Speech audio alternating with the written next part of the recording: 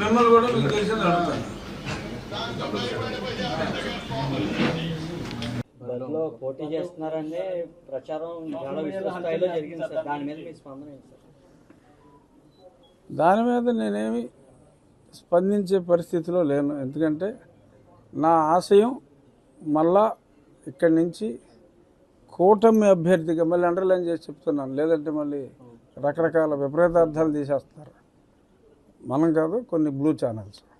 So అంచేత కూటమి అభ్యర్థిగా నరసాపురం నుంచి సర్వేలు చేసుకోండి, కనీసం 2 లక్షల మెజార్టీతో నెగ్గుతాను అని మీకు అనిపిస్తే అవకాశం ఇవ్వండి అని చెప్పి నా వంతు ప్రయత్నం తెలియజేసే ప్రయత్నం నేను చేస్తున్నా. సో నాకు నా నమ్మకం కూటమి అభ్యర్థిగా పార్లమెంటుకి సర్వేల అనంతరం అవకాశం వస్తుందేమో అని నా భావన. ఒకవేళ అది కాదు, మరి నాకు ఈసారి నువ్వు ఉండవలసింది కేంద్రంలో కాదు రాష్ట్రంలోనే అని నేను నమ్మే వెంకటేశ్వర స్వామి నా నెత్తిని రాస్తే యాక్సెప్ట్ చేస్తాను. కేంద్రంలో ఉంటామా, రాష్ట్రంలో ఉంటామా, ఢిల్లీయా,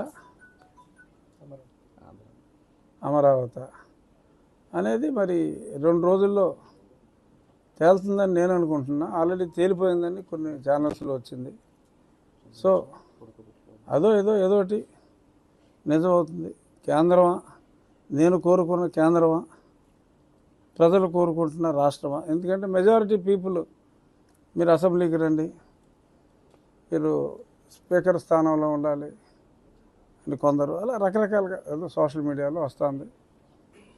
ఏమో మరి నాకు నేను కోరుకునేది అనుకున్నామని జరగవు అన్నీ, అనుకోలేదని ఆగవు కొన్ని, జరిగేవన్నీ మంచికని అనుకోవటమే మనిషి పని. అది. సో ఆత్రేయ గారి సినిమా పాటది. ఏ సినిమా? మురళీకృష్ణ. సో ఆ పాటను నేను బలంగా నమ్ముతాను. చూద్దాం మరి దేవుడు ఏం రాశాడో, ఈ నాయకులు ఏం రాయబోతున్నారో 1-2 రోజుల్లో తెలుస్తుంది.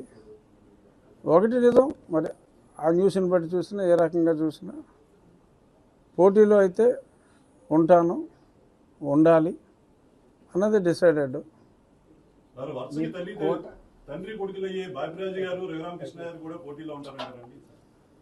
నాకు తెలిసి బాపిరాజు గారు నేను పోటీలో ఉంటే ఆయన పోటీ చేయను అని అన్నారు. సో తండ్రి కొడుకుల మధ్యన పోటీ ఉండదని నేను అనుకుంటున్నాను. సార్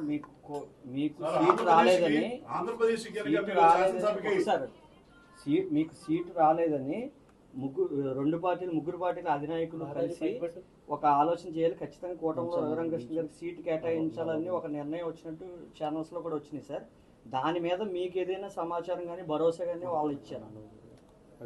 ఇప్పుడు ఒక్కవేళ ఇచ్చినా చెప్పలేని పరిస్థితి. సో అంచేత ఇవ్వలేదనే చెప్తాను, ఇచ్చినా చెప్పను. శాసనసభకి మీరు ప్రాతినిధ్యం వహించే ఊవు అంటారండి. ఏ ఊ అంటారు సార్ మీరు? ఉండి అంటారా, ఉంగుటూరు అంటారండి? అంటే అది ఎక్కడుంది నాకు తెలీదు. నరసాపురంలో అయితే మీరు అన్న 2వ ఊ లేదు. సో అంచేత ఆ ఊకైతే ఊ అంట. సార్ ఉండి నియోజకవర్గంలో కూడా మీకు పాలాభిషేకం చేయడం, మీకు సీటు కేటాయిస్తారన్న ప్రచారం సాగడంతో హ్యూజ్ స్థాయిలో బాగా ఆదరణ లభిస్తుంది సార్. దాన్ని ఏ రకంగా తీసుకుంటారో దాన్ని బేస్ చేసుకుని ఏమైనా అడిగే అవకాశం ఉంది? నేను అసలు అసెంబ్లీ అడగలేదు, నేను ఇంకా నరసాపురం అడుగుతున్నాను. మరి ఇందాక చెప్పాను కదా, దేవుడు ఏది రాశాడో ఈ నాయకులు నా నెత్తిన ఏ సీట్ రాస్తారో నాకైతే నిజంగా తెలియదు. నేను మీడియాలో వార్తలే చూసా మీకులాగా. తెలుసని మీరు అనుకుంటేలో తప్పులేదు, కానీ తెలియనప్పుడు తెలియదని చెప్పడంలో కూడా తప్పులేదు. నేను ఏదో డాబుకి నాకు అన్నీ తెలుసని చెప్పుకోను, ఇందుకు ఊరికే వేస్ట్. చూద్దాం ఒకసారి. రేపు చంద్రబాబు నాయుడు గారు వస్తున్నారు కాబట్టి జాయినింగ్ ఉంటే ఎలాగో తెలుస్తుంది. జాయినింగ్ లేకపోతే ఏమన్నా జాయినింగ్ అన్నారు కదా అని మీరే అడగవచ్చు. ఆయన ఏం చెప్తారో ఏమన్నా.